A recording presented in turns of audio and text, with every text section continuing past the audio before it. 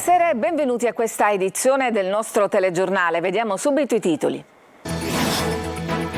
Città deserte e spiagge affollate nonostante i divieti di accampamento in questa giornata di Ferragosto. Vigili del fuoco in azione per spegnere numerosi incendi divampati in tutta l'isola. Brucia anche Monte Pellegrino a Palermo, forse a causa di un razzo di festeggiamento. Torna lentamente alla normalità l'aeroporto di Catania, riaperto all'alba dopo la ricaduta di cenere vulcanica, ma si impennano i prezzi dei voli per i passeggeri alle prese con ritardi e cancellazioni. Stop ai trasferimenti di migranti a Porto Empedocle. Per il prefetto di Agrigento il comune non è ancora attrezzato per accoglierli. Una partita di pallone per sciogliere le tensioni scoppiate ieri. Un telespettatore di Lentini segnala un paradosso: gli incivili abbandonano la spazzatura perfino davanti al centro di raccolta comunale. Ditelo al vostro TG, strade al buio e pericolose a Catania, gli abitanti di Piazza Lincoln e di Via Embriani costretti a circolare nel quartiere senza illuminazione. Calcio, pausa di Ferragosto per Catania e Messina, domani la ripresa degli allenamenti in attesa dell'esordio in campionato il 3 settembre. Attese novità dal mercato delle due siciliane di Serie C.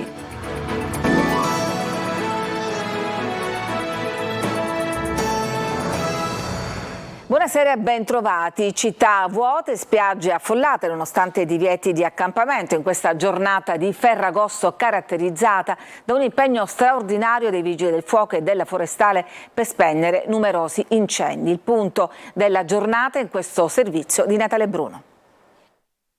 La Sicilia godereccia di mezzo agosto brucia nell'isola trasformata in un grande rogo. Un po' il ritorno delle alte temperature, un po' la stupidità dell'uomo fanno registrare un'impennata di roghi distribuita in maniera quasi uniforme su tutta l'isola.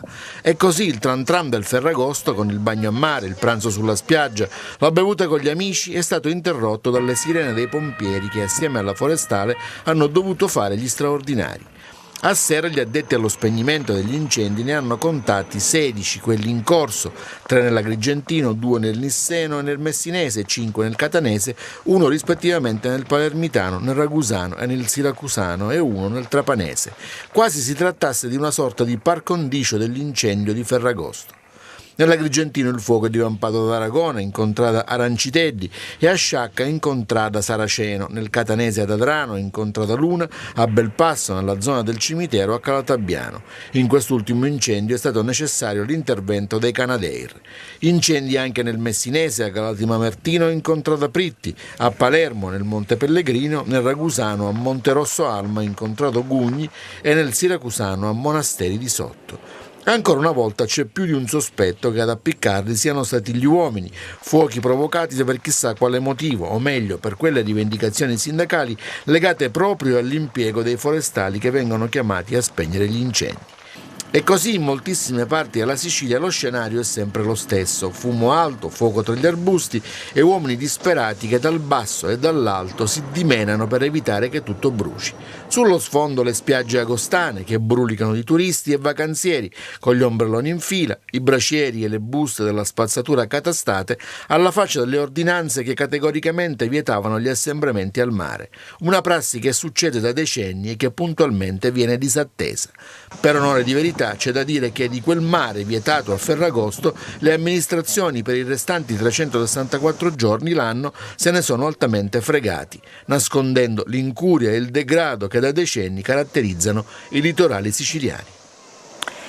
E sul fronte degli incendi avete sentito che brucia anche Monte Pellegrino a Palermo. L'ipotesi più concreta è che possa essere scaturito da un ranzo lanciato proprio per festeggiare Ferragosto. Marco Gullà. Potrebbe essere stato un razzo, uno di quelli usati sulle barche per le emergenze, a causare l'incendio di stanotte sul promontorio Monte Pellegrino di Palermo. Il condizionale è d'obbligo fino a quando non verranno ultimate le indagini, ma il sospetto concreto è che si sia trattato di un gioco finito male. Un razzo che sarebbe stato lanciato tra l'altro da via Bonanno, la strada che porta poi a Monte Pellegrino. Le fiamme si sono alzate subito dopo mezzanotte e hanno offerto a una città attonita un'immagine che ha riaperto le ferite della paura dopo il grande incendio del 24 e 25 luglio scorsi. Anche l'orario lascia pochi dubbi, a mezzanotte si festeggiava l'inizio del Ferragosto ed è probabile che il razzo sia stato lanciato proprio in concomitanza di quell'ora. Le condizioni climatiche, tra l'altro, non agevolavano lo scoppio di incendi. La notte scorsa a Palermo c'erano 26 gradi e non tirava forte vento. Altre fonti avvalorano la tesi del razzo. Intorno a mezzanotte una striscia di fuoco proveniente dal mare sarebbe passata proprio sopra il comando falde della forestale. Non è escluso che la scia luminosa vista possa essere un fuoco d'artificio. È stata quindi una notte di battaglia per i vigili del fuoco che in poche ore hanno dovuto domare un incendio che nel giro di poco è divenuto sempre più vasto. Le fiamme hanno anche lambito il castello Ottuveggio, uno dei simboli della città. Se fosse stato colpito dal fuoco sarebbe stato un colpo pesantissimo. Anche nel 2021 Monte Pellegrino fu vittima di un altro incendio dai contorni molto simili. A causare il rogo nel monte che sovrasta il capoluogo furono i fuochi d'artificio dei tifosi del Palermo esplosi durante una partita tra il Rosanero e l'Avellino. Torna lentamente alla normalità l'aeroporto di Catania, come sapete, che ha chiuso per la cenere dell'Etna e che ha riaperto stamattina all'alba. Turisti e viaggiatori, alle prese con ritardi e cancellazioni, sono stati costretti a comprare biglietti a tariffe più che raddoppiate. Emanuela Corsi. L'aeroporto di Fontanarossa chiude e il prezzo dei biglietti prende il volo. Oltre al disagio per partenze e arrivi cancellati o riprogrammati, a gravare sulle condizioni dei passeggeri ci si mette pure il caro voli. Questa famiglia di Ravenna, il cui volo programmato per ieri è stato cancellato, non sa come tornare a casa. Ci hanno dato la prima data, il 18, come data disponibile, solo che mia moglie e mia figlia hanno degli impegni domani, quindi stiamo cercando di capire come fare. Molto probabilmente noleggeremo una macchina e torneremo in macchina. Avete visto anche i prezzi più o meno? I prezzi sì, i prezzi sono esagerati, i prezzi vanno dai 500 euro a persona in su. Ovviamente i prezzi sono lievitati a causa dell'eccesso della domanda. Sui voli di alcune compagnie non ci sono posti disponibili fino a giovedì o venerdì. Se il posto si trova, questi sono i prezzi. Un volo diretto Catania-Milano il giorno di Ferragosto costa tra i 400 e i 548 euro. Stesso prezzo anche per il giorno successivo.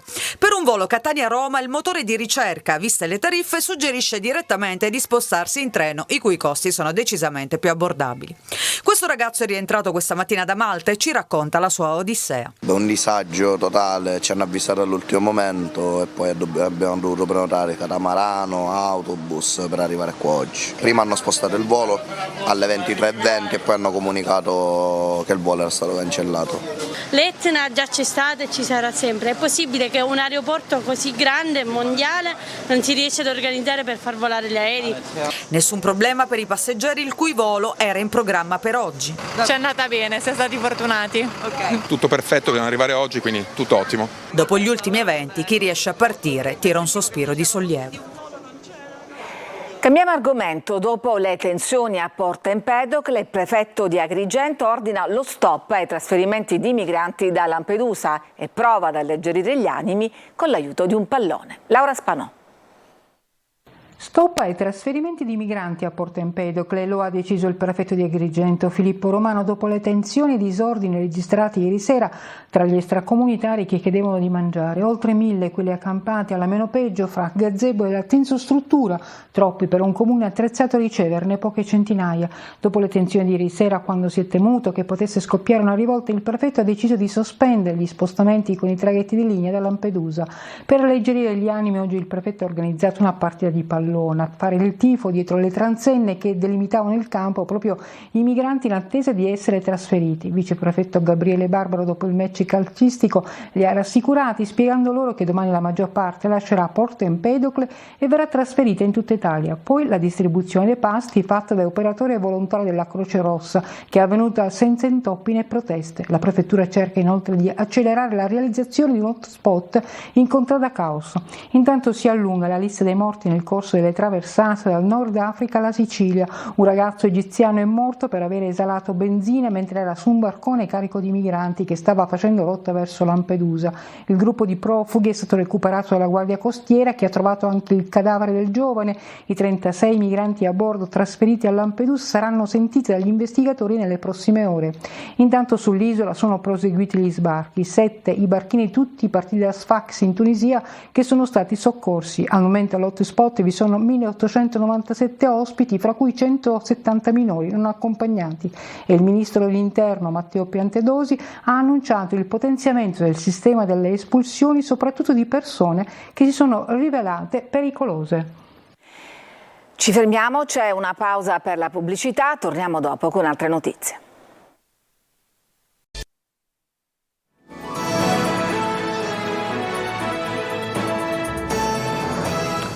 Ed eccoci di nuovo in studio. Il suo primo Ferragosto da sindaco di Taormina, Cateno De Luca, l'ha trascorso controllando sin dall'alba il rispetto dei divieti di accampamenti in spiaggia, naturalmente con il suo stile. Francesco Triolo.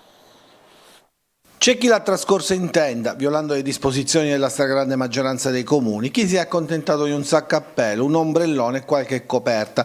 Anche quest'anno Ferragosto ha richiamato sulle spiagge della Riviera Ionica migliaia di giovani per trascorrere la notte all'insegna della goliardia dei canti e dei balli. Nessun falò però su questo aspetto, è stato stringente il controllo delle forze dell'ordine. Gli occhi erano puntati sul litorale taorminese, da Spisone a Mazzeo, da Villagonia all'Isola Bella, per il primo Ferragosto da sindaco di Cateno De Luca, che aveva annunciato blitz mattutini all'alba per stanare chi infrangeva le regole, e così è stato. De Luca alle 5 di questa mattina ha iniziato la sua diretta su Facebook per testimoniare lo stato delle spiagge taorminesi insieme ai componenti della sua giunta e alle forze dell'ordine.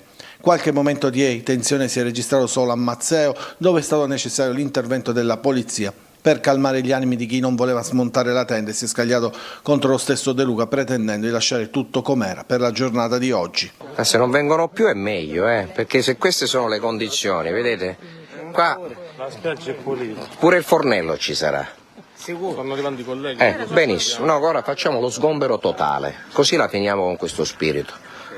Che cosa? Siamo venuti alle 5:30 per avvertirvi. Bene, voglio che sgomberate, semplicemente questo. Bene, fallo. E sono più bravo. E infatti rendetela pubblica e togliete quello schifo. Cominciamo da qua. Chiaro? Va bene, stronzo, benissimo, venite qua. Cominciamo con questo primo scaltro, venite qua. Identifichiamolo, forza. No, togliete, perché vi aspetto che mi alzi le mani questa specie di soggetto. Aspetto che mi alzi pure le mani. Forza! Perché non mi alzi le mani? Sentiamo! Spiagge però alla fine tutto sommato lasciate pulite dagli stessi avventori in tutta la Riviera Ionica, dove già dalle prime ore del giorno gli operatori delle società di raccolta rifiuti erano al lavoro per il ritiro dei rifiuti e la pulizia dei tratti di spiaggia. Un cittadino di Lentini ha segnalato alla nostra rubrica Ditelo al vostro TG un paradosso, una discarica abusiva che sorge proprio davanti al centro comunale di raccolta. Francesco Aloi. Nemmeno l'occhio elettronico intimorisce gli incivili. Questo è il cancello del centro comunale di raccolta di via Carrubazza. Siamo a Lentini, nel Siracusano. Una situazione diventata intollerabile per i residenti della zona che ci hanno segnalato la presenza di rifiuti di ogni tipo. Un divano, mobili, ma anche pezzi di auto. Questo è quel che resta di uno sportello, ma c'è anche una visiera dello scooter. Tra i sacchetti abbandonati anche una bambola. Eppure il cartello con gli orari di apertura dell'ecopunto è abbastanza chiaro. Nonostante ciò, gli incivili continuano a non rispettare le regole. Nel bordo strada limitrofo al centro di raccolta ci sono rifiuti domestici sparsi dappertutto, anche qualche decina di metri più avanti. Come ci scrivono i telespettatori della zona, lo scenario non cambia. Segnalazione arriva dai nostri telespettatori su Catania, dove la centrale Piazza Lincoln e via Renato Embriani sono completamente al buio e pericolose per i passanti. Giusy Lazzara. A Catania dopo la cena era il buio. Un nostro telespettatore ci segnala che nella centrale Piazza Lincoln, via Renato Embriani e Guardia della Caravana, da ieri sera è pericoloso per i passanti a piedi e per gli automobilisti. Stessa situazione nel corso delle province. L'illuminazione è totalmente spenta. Solo i fari delle macchine stanno illuminando. E poi ovviamente le insegne dei negozi, però come potete vedere la situazione è totalmente assente, illuminazione assente. Guardate i pali dell'illuminazione. A Ferragosto, scrive il nostro telespettatore, è difficile che intervengano le squadre del comune per riparare le centraline elettriche del quartiere. Abbiamo sentito l'amministrazione che si è impegnata a segnalare il guasto a Enel Sole, questo per accelerare i tempi. Facendo la richiesta direttamente al comune, dicono l'inserimento nel sistema allunga l'attesa per gli utenti. Intanto per i residenti si prospetta un'altra sera al buio. Vi ricordiamo che il 342 74 55 005 è sempre a vostra disposizione per quello che non funziona nelle vostre città e la rubrica è Ditelo al vostro TG. Ci fermiamo ancora, c'è una pausa e poi torniamo con le ultime di calcio. A tra poco.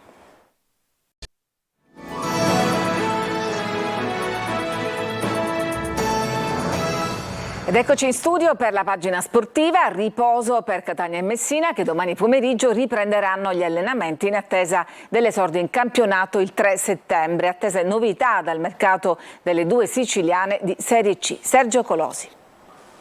Ferragosto di riposo per Catania e Messina, un po' meno per i dirigenti dei due club di Serie C, impegnati con obiettivi stagionali diversi a completare i rispettivi organici. Il Catania si ritroverà domani pomeriggio a Ragalna per la ripresa della preparazione, prima del trasferimento al Massimino. Sul mercato la priorità è l'attaccante e da Pescara filtra l'interesse per Luigi Cuppone, 26 anni, 30 gol negli ultimi 3 tornei con Casertana, Potenza e Pescara. Punta centrale che ama svariare, Cuppone nella lista rossa-azzurra, che comprende anche un difensore centrale. A giorni previste novità, soprattutto per completare il reparto avanzato. Appuntamento domani anche per il Messina che dopo il ritiro in Sila lavorerà a Visconte. Quasi definito l'arrivo del giovane terzino sinistro Giorgio Brogni, in prestito dall'Atalanta. Per il centrocampo sfumato provenzano è vicino il palermitano Francesco Ardizzone, l'ultima stagione tra Turris e Lecco, mentre per l'attacco dopo un primo rifiuto Vincenzo Plescia è tornato d'attualità, in alternativa Gabriele Bernardotto del Crotone. Finisce qui questa edizione, grazie per averci seguito, vi auguro una buona serata.